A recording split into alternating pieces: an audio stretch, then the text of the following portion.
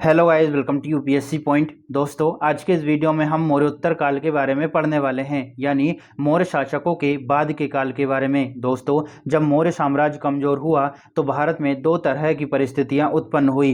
एक तरफ ब्राह्मण राजवंशों का उदय हुआ, जिसमें शुंग, कण्व और सातवाहन राजवंश प्रमुख हुए। इनके बारे में हम डिटेल से पढ़ चुके हैं और इनसे रिलेटेड जितने भी महत्वपूर्ण तथ्य थे उनको हमने ट्रिक और कोरिलेशन के माध्यम से याद कर लिया था। दोस्तों, वहीं दूसरी ओर जब मौर्य साम्राज्य कमजोर हुआ तो कुछ विदेशी आक्रमणकारियों को भारत पर हमला करने का मौका मिल गया और भारत पर सबसे पहले हमला किया इंडो ग्रीक शासकों द्वारा। इसके बाद शक, पार्थियन और कुषाण शासकों ने भी भारत पर कब्जा करने का प्रयास किया। दोस्तों, आज के इस वीडियो में हम इन सभी विदेशी आक्रमणकारियों के बारे में डिटेल से पढ़ेंगे और इनसे संबंधित जितने भी महत्वपूर्ण तथ्य हमारी परीक्षा के लिए जरूरी हैं उनको हम ट्रिक और कोरिलेशन के माध्यम से याद करने का प्रयास करेंगे। तो चलिए शुरू करते हैं। वीडियो को शुरू करने से पहले हम थोड़ा सा बैकग्राउंड की बात कर लेते हैं ताकि आपको बहुत ही अच्छे से समझ आ सके। दोस्तों, जब मौर्य साम्राज्य का पतन हुआ तो भारत में कई छोटे छोटे राजवंशों का उदय हुआ, लेकिन ये शक्तिशाली नहीं थे। इसका लाभ उठाकर कई विदेशी वंश जो है वह मध्य एशिया से भारत की ओर बढ़ने लगे। दोस्तों, यहाँ से हमारी परीक्षा में प्रश्न पूछा जाता है कि भारत में आक्रमण करने वाले विदेशी आक्रमणकारियों का क्रम क्या था। तो यदि हम इनके क्रम की बात करें तो सबसे पहले इंडो ग्रीक शासकों ने भारत पर हमला किया, फिर शक, पार्थियन और कुषाण शासकों ने भी भारत पर कब्जा करने का प्रयास किया। यदि ये क्रम आपको याद नहीं होता है तो आप एक छोटी सी ट्रिक का इस्तेमाल कर सकते हैं और वो ट्रिक है इज इट पीके, है ना। आपने पीके मूवी देखी होगी तो उसमें बार बार आपने सुना होगा कि आमिर खान से पूछा जाता है कि पीके है क्या, पीके है क्या। तो वही ट्रिक यहाँ पर हम इस्तेमाल कर रहे हैं, इज इट पीके। तो आई से हो जाएगा दोस्तों आपका इंडो ग्रीक, एस से हो जाएगा दोस्तों आपका शक, पी से हो जाएगा आपका पार्थियन और के से हो जाएगा दोस्तों Kushan. Is it PK, it जो है हमने सेंटेंस को बनाने के लिए प्रयोग किया है, तो आपको बस याद रखना है कि ट्रिक क्या है, इज इट पीके। इससे आपका जो विदेशी आक्रमणकारी है उनका क्रम याद हो जाएगा। आई से क्या हो गया इंडो ग्रीक, एस से हो गया शक, पी से हो गया पार्थियन और के से हो गया दोस्तों आपका कुषाण। ठीक है, तो आशा करता हूं दोस्तों ये क्रम जो है आपको बहुत ही आसानी से याद हो जाएगा। चलिए अब हम आगे बढ़ते हैं और सबसे पहले पढ़ने वाले हैं दोस्तों हम इंडो ग्रीक शासकों के बारे में। मौर्योत्तर काल में जो इंडो ग्रीक शासक थे दोस्तों वह हिंदकुश पर्वत के पश्चिम में स्थित बैक्ट्रिया नामक स्थान से भारत में आए थे। भारत पर आक्रमण करने वाला पहला ग्रीक आक्रमणकारी डेमेट्रियस प्रथम था। इसने भारत के उत्तर पश्चिमी हिस्से पर कब्जा कर लिया और वहीं पर अपना शासन स्थापित किया। इसके कुछ समय बाद दोस्तों डेमेट्रियस वंश के दूसरे शासक मीनांडर ने भारत पर हमला किया। तो देखिए, यहाँ से हमारी परीक्षा में प्रश्न पूछा जाता है कि भारत पर हमला करने वाला पहला विदेशी शासक कौन था। तो आपको याद रखना है डेमेट्रियस प्रथम। और यदि इस तरह से प्रश्न आए कि भारत पर हमला करने वाला दूसरा विदेशी शासक कौन था तो उसका उत्तर क्या होगा, मीनांडर। ठीक है, इसको आपको याद रखना है। यदि ये आपको याद नहीं होते हैं तो एक छोटी सी ट्रिक का इस्तेमाल कर सकते हैं कि भारत पर सबसे पहला आक्रमण दोस्तों डीएम साहब ने किया है। भारत पर सबसे पहला आक्रमण किसने किया, डीएम साहब ने। तो डी से हो गया दोस्तों डेमेट्रियस और एम से हो गया मीनांडर। ठीक है, भारत पर सबसे पहला आक्रमण किसने किया दोस्तों, डीएम साहब ने। तो डी से हो गया डेमेट्रियस और एम से हो गया मीनांडर। तो इस तरह से आपको दोनों का क्रम अच्छे से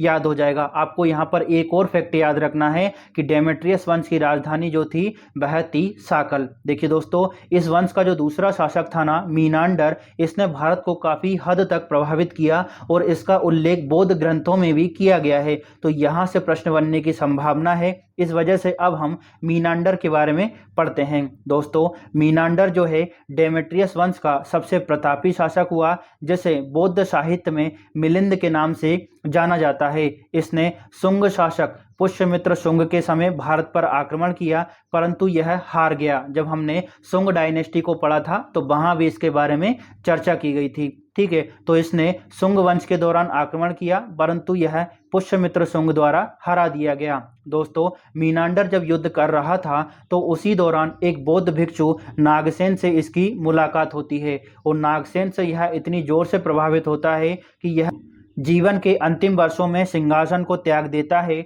और अंततः बौद्ध धर्म को ग्रहण कर लेता है। एक बौद्ध ग्रंथ है दोस्तों मिलिंद पन्हो, जिसमें मीनांडर और बौद्ध भिक्षु नागसेन के बीच में जो दार्शनिक वाद विवाद हुए हैं उनका उल्लेख किया गया है। तो आपको याद रखना है कि कौन सा ग्रंथ है, मिलिंद पन्हो। और बौद्ध ग्रंथों में मीनांडर को क्या कहा गया है, मिलिंद कहा गया है। ठीक है, तो यहाँ से दोस्तों इतने ही प्रश्न बनने की संभावना है। एक ये जो ग्रंथ है इसको अच्छे से याद रखना है, और बौद्ध ग्रंथों में इसको क्या कहा गया है, मिलिंद, ये याद रखना है। और दोस्तों ये जो मिलिंद था, जो मीनांडर था, इसने कब आक्रमण किया था, पुष्यमित्र शुंग के समय। देखिए दोस्तों, यदि आपने ब्राह्मण राजवंश नहीं पढ़ा है ना, जिसमें हमने शुंग, कण्व और सातवाहन वंश को डिटेल से पढ़ा है, तो अगर आपने वो नहीं देखी है वीडियो तो उसको जरूर देखिएगा, आपके सारे डाउट वहां पर क्लियर हो जाएंगे। तो आशा करता हूं कि आपको मीनांडर यानी जो मिलिंद था उससे संबंधित जितने भी इंपॉर्टेंट फैक्ट थे वो अच्छे से समझ आ गए होंगे। चलिए अब हम आगे बढ़ते हैं। अब हम बात करने वाले हैं कि ये जो विदेशी आक्रमण हुआ उससे भारत पर क्या प्रभाव पड़ा, क्योंकि यहाँ से स्टेटमेंट के तौर पर परीक्षाओं में प्रश्न देखे गए हैं। दोस्तों सबसे पहला प्रभाव पड़ा कि इन्होंने राजत्व का देवीय सिद्धांत दिया, मतलब जो राजा होता है वह धरती पर ईश्वर का अवतार होता है। और ये जो राजत्व का देवीय सिद्धांत था आगे चलकर बलबन और अलाउद्दीन खिलजी जैसे शासकों द्वारा अपनाया गया। इनकी वजह से भारत में ज्योतिष कला का विकास हुआ। हालांकि भारत में ज्योतिष पहले से ही विद्यमान था, हम ऋग्वैदिक काल और उत्तर वैदिक काल में इसके बारे में देखते हैं, लेकिन इन्होंने ज्योतिष को बढ़ावा दिया। इस वजह से बोलते हैं कि भारत में ज्योतिष कला का विकास हुआ। दोस्तों हमारे जो नाटक होते हैं, हमारे जो रंगमंच होते हैं, उनमें जो पर्दा गिराने की परंपरा है वो सभी हमने इंडो ग्रीक शासकों से ही अर्जित की है। दोस्तों यूनानियों ने सर्वप्रथम सोने के लिखित सिक्के चलाए और मुद्राओं पर राजा का नाम, चित्र और तिथि अंकित करने का प्रचलन भी इन्होंने ही भारत में सबसे पहले शुरू किया।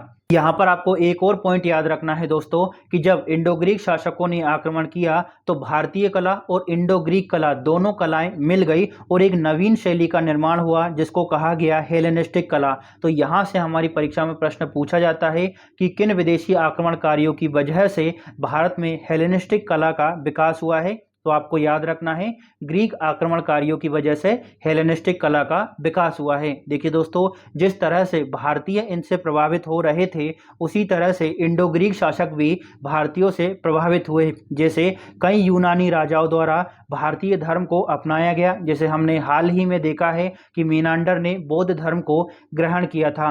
इसी तरह से तपस्या और योग की जो क्रियाएं हैं वह यूनानियों ने भारतीयों से ही सीखी है। तो यहाँ पर दोस्तों हमने इंडो ग्रीक आक्रमण और उसके क्या प्रभाव हुए उसको अच्छे से पढ़ लिया। अब हम बात करते हैं शक आक्रमण के बारे में, और इससे रिलेटेड जितने भी महत्वपूर्ण तथ्य होंगे ना उनको भी हम ट्रिक और कोरिलेशन के माध्यम से ही याद करेंगे। दोस्तों शक प्राचीन मध्य एशिया में रहने वाली एक जनजाति थी जो बोलन दर्रे से भारत में आई थी। किस दर्रे से? बोलन दर्रे से। तो इसको अच्छे से याद रखिएगा। यदि ये आपको याद नहीं होता है तो आप एक ट्रिक का इस्तेमाल कर सकते हैं कि दोस्तों जो शक करता है ना वह बहुत ही ज़्यादा बोलता है। शक करता है मतलब शक आक्रमण, और शक करता है तो बहुत ही बोलता है मतलब बोलन दर्रा। तो शक जो आक्रमण हुआ था वह किस दर्रे से हुआ था दोस्तों? बोलन दर्रे से। दोस्तों शक राजाओं को क्षत्रप कहा जाता था। तो ये मोस्ट इंपॉर्टेंट है कि किस राजाओं को या फिर किस विदेशी आक्रमणकारियों को क्षत्रप कहा जाता था? तो शक आक्रमणकारियों को। यदि ये आपको याद नहीं होता है तो आप यहाँ भी एक ट्रिक लगा सकते हैं कि भैया जो शक करता है ना वो 6 तरफ देखता है। 6 तरफ मतलब क्षत्रप। जो शक करता है मतलब शक आक्रमण, और जो शक करता है वो 6 तरफ देखता है मतलब क्षत्रप। ठीक है, तो शक राजाओं को क्षत्रप कहा जाता था। दोस्तों यह जो थी एक जनजाति थी, इसी वजह से उन्होंने एक जगह पर शासन नहीं किया। भारत में आने के बाद में कई शाखाओं में ये बढ़ गए। तो इन शक आक्रमणकारियों की दोस्तों भारत में 5 शाखाएं थी। अब ये कौन कौन सी? तो सबसे पहली थी कांधार में, दूसरी तक्षशिला, तीसरी मथुरा, चौथी उज्जैन और 5वीं थी दोस्तों नासिक में। दोस्तों शक जो है 5 शाखाओं में विभक्त हो गए। यदि आपको इनका क्रम याद करना है तो एक छोटी सी ट्रिक का इस्तेमाल कर सकते हैं, और वो ट्रिक है खत्म ऊन। मतलब जो ऊन है दोस्तों वह खत्म हो गई है। तो खा से हो गया कांधार, ता से हो गया तक्षशिला, मा से हो गया मथुरा, खत्म, ऊ से हो गया उज्जैन और ना से हो गया नासिक। मेरे को पता है कि खत्म कैसे लिखते हैं, है ना, मैंने बस आपको याद करवाने के लिए ये बनाया है। खा से क्या हो गया कांधार, ता से तक्षशिला, मा से मथुरा, ऊ से उज्जैन और ना से नासिक। इन पांचों शाखाओं को हमने ट्रिक से याद कर लिया है। अब हम एक एक शाखा की बात करेंगे और इनसे रिलेटेड जितने भी महत्वपूर्ण शासक हैं ना, उनके बारे में विस्तार से चर्चा करेंगे। दोस्तों ये जो पांचों शाखाएं हैं उसमें से ये जो पहली शाखा है दोस्तों कांधार, इसके बारे में इतिहास में कोई विशेष जानकारी नहीं है। इस वजह से हम सबसे पहले पढ़ते हैं तक्षशिला शाखा के बारे में। तो चलिए इसके बारे में पढ़ना शुरू करते हैं। दोस्तों तक्षशिला में एक प्रमुख शासक हुआ जिसका नाम है माउस। तक्षशिला के शासकों में यह सबसे प्रमुख शासक था। इसे प्रथम शक शासक माना जाता है। तो माउस किस शाखा से संबंधित था दोस्तों? तक्षशिला शाखा से संबंधित। यदि आपको ये याद नहीं होता है तो यहाँ पर क्या लिखा हुआ है? शिला। शिला मतलब क्या होता है दोस्तों? पत्थर। और पत्थरों में कौन घुसता रहता है? माउस मतलब चूहा। तो शिला से क्या हो गया हमारा? तक्षशिला। और शिला में कौन घुसता है दोस्तों? माउस। ठीक है, तो तक्षशिला का शासक कौन था? माउस। इसके बाद हम बात करते हैं मथुरा में शक शासकों की। दोस्तों मथुरा के शक शासकों के बारे में हमें नाम नहीं देखने को मिलता है इतिहास में। इनके बारे में इतना कहा गया है कि उज्जैन का एक स्थानीय राजा था विक्रमसेन, जिसने मथुरा के शक शासकों को पराजित किया और विक्रमादित्य की उपाधि धारण की। विक्रमादित्य का मतलब होता है सूर्य के समान प्रतापी। तो भैया उज्जैन का एक स्थानीय राजा था विक्रमसेन, जिसने मथुरा के शक शासकों को पराजित किया और विक्रमादित्य की उपाधि धारण की। इसी उपलक्ष्य में उसने 57 ईसा पूर्व में विक्रम संवत नामक एक नए कैलेंडर की शुरुआत की, जिसका प्रयोग वर्तमान में नेपाल में किया जाता है। तो अच्छे से याद रखना है कि एक स्थानीय राजा था उज्जैन का विक्रमसेन, जिसने शकों को पराजित किया और विक्रमादित्य की उपाधि धारण करी और 57 ईसा पूर्व में विक्रम संवत की शुरुआत हुई। इसके बारे में हमें इतना ही जानकारी रखना है, इससे ज़्यादा कोई भी प्रश्न नहीं आएगा। हमारी परीक्षा में यहाँ से प्रश्न पूछा जाता है कि विक्रम संवत की शुरुआत कब हुई थी? 57 ईसा पूर्व।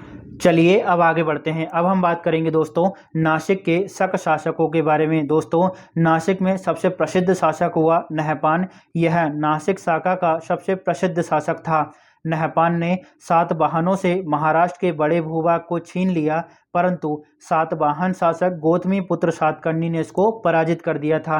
पिछली वीडियो में हमने जब सातवाहन राजवंश को पढ़ा था तो इसके बारे में विस्तार से चर्चा की थी। यदि आपने वो वीडियो नहीं देखी हो तो उसको जरूर देखिएगा। यहाँ पर आपको बस इतना याद रखना है कि नासिक में सबसे प्रसिद्ध शासक कौन था? नहपान। तो यदि आपको याद नहीं होता है तो थोड़ा सा दिमाग लगाएंगे ना तो याद हो जाएगा। यहाँ पर क्या लिखा हुआ है? नासिक। और यहाँ पर क्या लिखा हुआ है? नहपान। नासिक नहपान, नासिक नहपान। तो नासिक का शासक कौन था दोस्तों? नहपान। ठीक है, चलिए अब हम आगे बढ़ते हैं।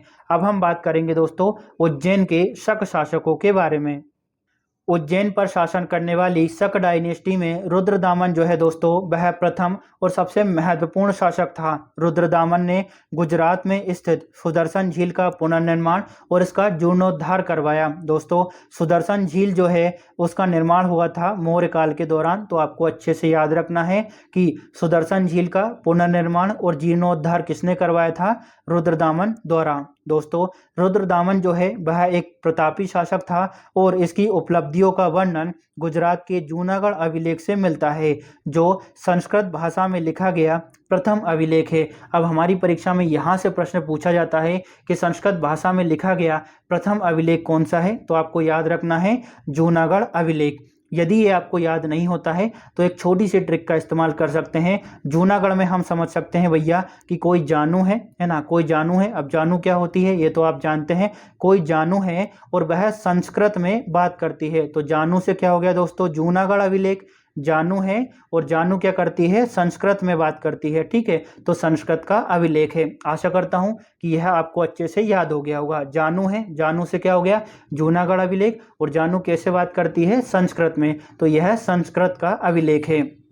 दोस्तों इस वंश का अंतिम शासक रुद्र सिंह तृतीय था, जिसे गुप्त शासक चंद्रगुप्त द्वितीय द्वारा पराजित कर दिया गया था। तो आपको अच्छे से याद रखना है कि शक डायनेस्टी का अंतिम शासक कौन था? रुद्र सिंह तृतीय। तो यहाँ पर हमारी शक डायनेस्टी यानी शक राजवंश पूरी तरह से खत्म होता है। चलिए अब हम आगे बढ़ते हैं और अब हम बात करने वाले हैं पहलव, जिसको पार्थियन राजवंश भी कहा जाता है। तो चलिए इसके बारे में पढ़ना शुरू करते हैं। लेकिन दोस्तों पढ़ने से पहले मैं आपको बता दूं कि ये वाली जो पहलव राजवंश है वो हमारी परीक्षा के लिहाज से ना के बराबर इंपॉर्टेंट है। मतलब यहाँ से परीक्षाओं में प्रश्न लगभग कभी भी नहीं देखा गया है, लेकिन हम एक क्रम में पढ़ रहे हैं तो इसके बारे में पढ़ना जरूरी है। तो थोड़ा सा हम देख लेते हैं। दोस्तों पहलव जो है वह मध्य एशिया में ईरान से भारत में आए थे। इन्होंने अपनी राजधानी तक्षशिला को बनाया था। इस वंश का संस्थापक मिथ्रेडेटस था और इस वंश का सबसे शक्तिशाली शासक था दोस्तों गोंडो फर्नेस। तो आपको बस इतना याद रखना है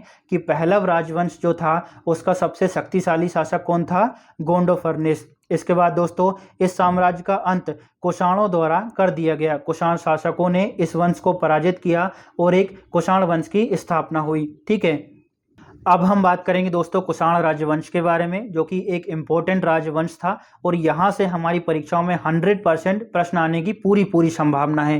तो चलिए कुषाण वंश के बारे में पढ़ना शुरू करते हैं। दोस्तों कुषाण मध्य एशिया में पश्चिमी चीन के यूची जाति से संबंधित थे और लगभग 165 ईसा पूर्व में पश्चिमी चीन से खदेड़े जाने के बाद इन्होंने भारत पर हमला किया। कुषाण वंश में टोटल 5 महत्वपूर्ण राजा हुए हैं। इनके बारे में हम विस्तार से चर्चा करेंगे और जितने भी महत्वपूर्ण फैक्ट हैं उनको हम ट्रिक से याद करेंगे। दोस्तों 5 महत्वपूर्ण राजा हुए हैं। इसमें सबसे पहले आता है कुजुल कडफिसस, जो कि कुषाण वंश का संस्थापक था। इसके बाद आते हैं बिमकडफिसस। फिर कनिष्क का शासन आता है, जो कि इस वंश में सबसे प्रतापी और महत्वपूर्ण शासक हुआ है। इसके बाद होवेस्क और इस वंश का अंतिम शासक आता है वासुदेव। यदि आपको इन 5 राजाओं के क्रम याद नहीं होते हैं तो आप एक छोटी सी ट्रिक का इस्तेमाल कर सकते हैं और वो ट्रिक है कवक है बासु। कोई बासु है, उससे कहा जा रहा है कि बासु भैया कवक है, तो कवक है बासु। तो का से हो जाएगा दोस्तों कुजुल कडफिसस, बा से हो जाएगा विमकडफिसस, फिर का से हो जाएगा कनिष्क और हे से हो जाएगा होविष्क। कवक है बासु, तो बासु से हो जाएगा दोस्तों वासुदेव। बस आपको छोटा सा एक सेंटेंस याद रखना है कि भैया कवक है बासु। तो का से क्या हो गया कुजुल कडफिसस, बा से बिमकडफिसस, फिर का से हो गया कनिष्क, हे से हो गया होविष्क और बासु से हो गया दोस्तों वासुदेव। तो आशा करता हूं दोस्तों आपको 5 राजाओं का क्रम बहुत ही अच्छे से याद हो गया होगा। चलिए अब हम आगे बढ़ते हैं और सबसे पहले बात करेंगे कुजुल कडफिसस के बारे में। दोस्तों कुजुल कडफिसस जो था कुषाण वंश का संस्थापक माना जाता है। इसने बहुत सारी उपलब्धियां अर्जित नहीं की है क्योंकि यह कुछ समय तक शासन करता है और फिर इसकी मृत्यु हो जाती है। तो बस इतना ही याद रखना है कि कुषाण वंश का संस्थापक कौन था? कुजुल कडफिसस। दोस्तों यदि आपको वंश और उनके संस्थापक कौन कौन थे ये याद नहीं होते हैं तो हमने 40 से अधिक वंश और उनके संस्थापकों को ट्रिक और कोरिलेशन से याद किया है। यदि आप चाहें तो उस वीडियो को देख सकते हैं, उसका लिंक मैंने डिस्क्रिप्शन में डाल दिया है, चाहें तो आप उसको देख सकते हैं। आपको 40 महत्वपूर्ण वंश और उनके संस्थापक अच्छे से याद हो जाएंगे। दोस्तों कुजुल कडफिसस के बाद में उसका उत्तराधिकारी होता है बिमकडफिसस। दोस्तों यह कुषाण शक्ति का वास्तविक संस्थापक माना जाता है और यह शैव धर्म को मानता था। इसने महेश्वर की उपाधि धारण की थी। इसके कुछ सिक्कों पर हमें शिव, नंदी और त्रिशूल की आकृतियां मिलती है जो कि ये बताती है कि यह शैव धर्म का उपासक था। इसमें दोस्तों आपको बस इतना याद रखना है कि बिमकडफिसस जो है वह कुषाण शक्ति का वास्तविक संस्थापक था। यदि आपको याद नहीं होता है तो आप थोड़ा सा दिमाग लगा सकते हैं, ऐसा समझ सकते हैं कि भैया जो बिम है, बिम एक साबुन होता है बर्तन धोने का, है ना। बिम जो है वह वास्तव में गंदगी निकाल देता है। बिम क्या करता है? वास्तव में गंदगी निकाल देता है। तो बिम से क्या हो गया? बिमकडफिसस। और बिम वास्तव में गंदगी निकाल देता है मतलब वास्तविक संस्थापक। बिम क्या करता है दोस्तों? वास्तव में गंदगी निकाल देता है। तो बिम से क्या हो गया? बिमकडफिसस। और बिम क्या करता है? वास्तव में गंदगी निकाल देता है मतलब बिमकडफिसस जो है वास्तविक संस्थापक था। चलिए अब हम बात करने वाले हैं इस राजवंश के सबसे महत्वपूर्ण शासक कनिष्क के बारे में।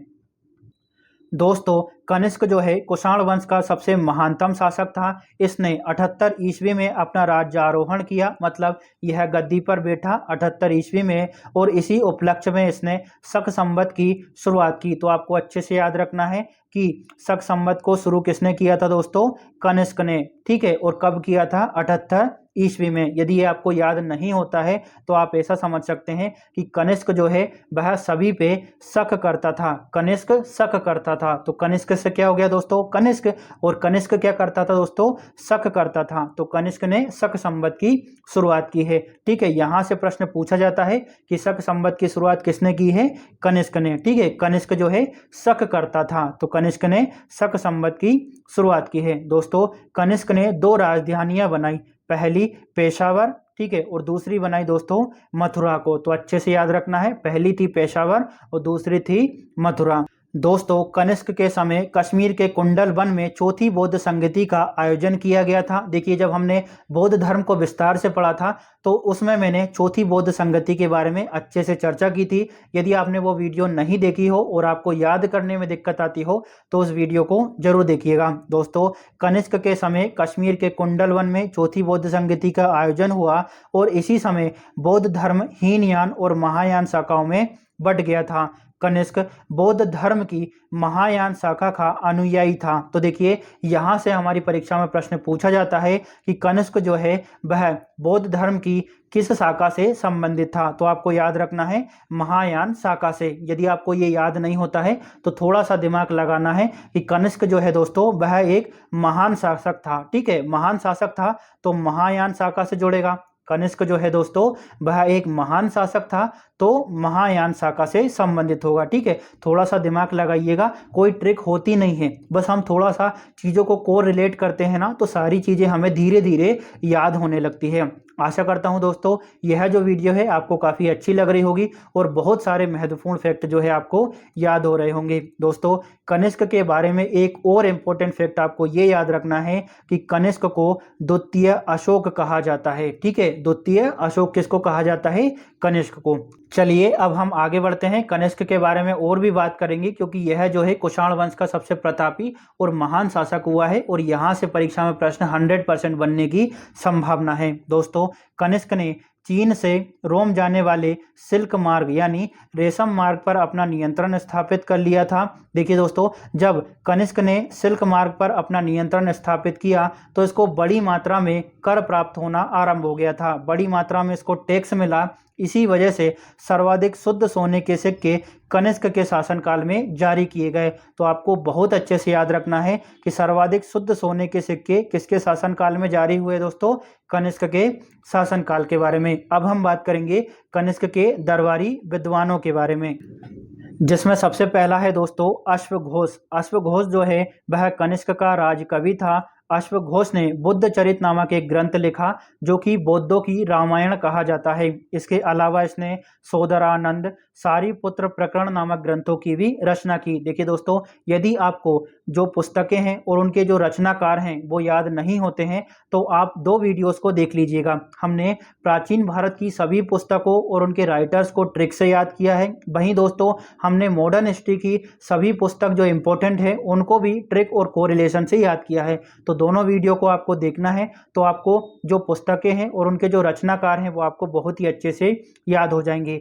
अश्वघोष के बारे में भी वहां पर बात की गई है, तो इसके बारे में याद रखना है कि इसने बुद्ध चरित नामक एक ग्रंथ लिखा। इसके अलावा सोदरानंद और सारीपुत्र प्रकरण नामक ग्रंथों की भी रचना की। इसके बाद हम बात करते हैं अगले विद्वान की। अगला है नागार्जुन। नागार्जुन जो है दोस्तों एक बौद्ध आचार्य था और इसने शून्यवाद दर्शन का प्रतिपादन किया। ठीक है, और इसको भारत का आइंस्टीन भी कहा जाता है। देखिए, अगर हम थोड़ा सा मैं आपको हिंट देता हूं, हमने वहां पर इसको कैसे याद किया था, तो भैया नाग कैसा होता है? नाग जो है दोस्तों एक शून्य की तरह लिपटा हुआ होता है ना। तो नाग से क्या हो गया? नागार्जुन। और नाग कैसा होता है दोस्तों? शून्य की तरह। तो शून्यवाद दर्शन दिया था। ठीक है, तो नागार्जुन ने शून्यवाद दर्शन का प्रतिपादन किया। इसके बाद अगला था दोस्तों वसुमित्र।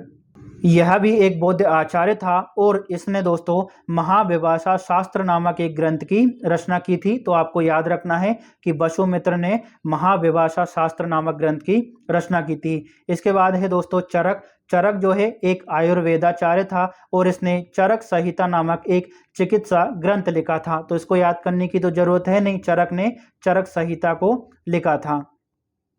चलिए अब हम आगे बढ़ते हैं और अब हम बात करेंगे कनिष्क के उत्तराधिकारियों के बारे में। दोस्तों कनिष्क के बाद उसका एक उत्तराधिकारी आता है जिसका नाम है हुविस्क। यह कनिष्क का उत्तराधिकारी था, लेकिन इसके समय सत्ता का जो केंद्र था वह मथुरा तक ही सीमित रह गया, क्योंकि ये जो हुविस्क था वह एक अयोग्य शासक था।